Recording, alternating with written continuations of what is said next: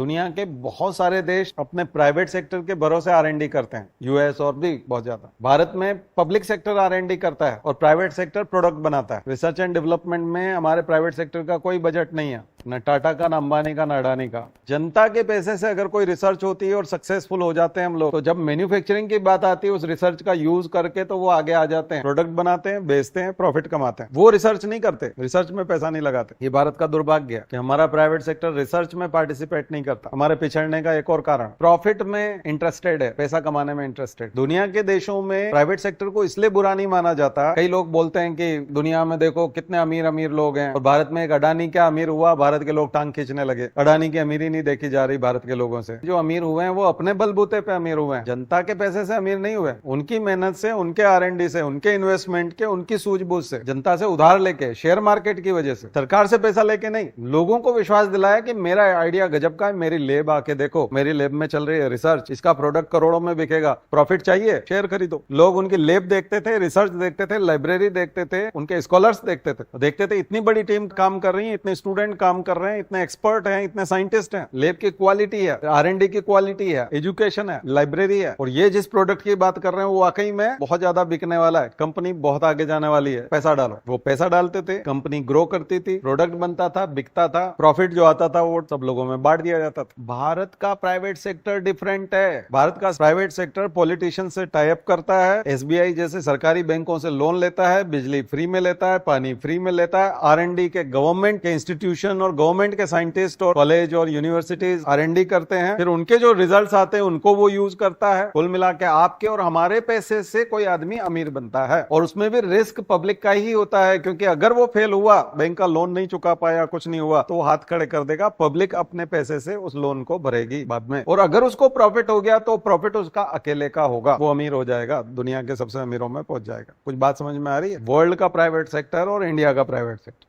बिल्कुल डिफरेंट। आप दुनिया के नंबर 1 2 कैसे हो सकते हैं अमीरी में? क्योंकि आपने किया ही क्या है। इसलिए भारत के अमीरों को अगर लोग क्रिटिसाइज करते हैं तो उसका कारण ये है, इसको बोलते हैं प्लूटोक्रेसी। और फिर वो जो सबसे ज्यादा अमीर बन जाओ कि वो किसी एक पार्टी को सपोर्ट करो, उसको दान दो, उसको चंदा दो, मीडिया खरीदो और उसी के फेवर में न्यूज चलवाओ, ताकि वो बार बार जीत सके, ताकि वो आपको लोन दिलवा सके। कारण समझ में आ गया ना? इसलिए वो बुरा है। अमेरिका का प्राइवेट सेक्टर ऐसा नहीं है, अपने बलबूते पे खड़ा होता है। यानी नासा ने अगर कुछ किया तो उसका फायदा एलोन मस्क लेगा, एलोन मस्क ने कुछ किया तो नासा उसका फायदा उठाएगा। ये उनका कोलैबोरेशन। यहाँ जीरो है, आर&डी जीरो है। प्राइवेट सेक्टर से किसी से कभी आर&डी बजट जाके देखो वेबसाइट पे, अडानी का, अंबानी का, टाटा का, बिरला का, सबका आर&डी का बजट बताओ। आपने लैब देखी किसी की? आपने अडानी की मैन्युफैक्चरिंग यूनिट्स तो देखी है, अंबानी की भी देखी है। कभी वैकेंसी देखी कि उस 500 साइंटिस्ट को सैलरी देगा? वो नहीं है ना। स्कॉलर्स 10वीं और 12वीं के बच्चों को उठा रहे हो कि आपको करोड़ों रुपया देंगे, आप हमारे लिए सोचना शुरू करो, रिलायंस के लिए सोचना शुरू करो, हम कुछ नया इजाद करेंगे, फिर उसका हम प्रोडक्ट बनाएंगे। वो फाइनल प्रोडक्ट जो मार्केट में जिसकी डिमांड है और गवर्नमेंट ऑलरेडी कर चुकी है, उसी प्रोडक्ट को वो करता है और गवर्नमेंट वाले को बंद कराते हैं। बीएसएनएल और जियो एग्जांपल है, और उससे प्रॉफिट कमाते हैं। ये प्राइवेट सेक्टर, ये पैरासिटिक तरीका है, वो कंपटीशन है, ये पैरासिटिज्म है, परजीविता, दूसरे के ऊपर निर्भर करना, एक को नुकसान दूसरे को फायदा। वहां बोथ गेन प्रॉफिट, सिम्बाइसिस होता है, म्यूचुअल अंडरस्टैंडिंग, म्यूचुअलिज्म। तो हमें आगे बढ़ना है तो हमारे प्राइवेट सेक्टर जो बहुत प्रॉफिट कमा रहा है और सारा प्रॉफिट अपने पास रखता है, उसका कुछ परसेंटेज भैया रिसर्च भी कर लो, नया कुछ भी तो खुद भी तो कुछ इजाद करो,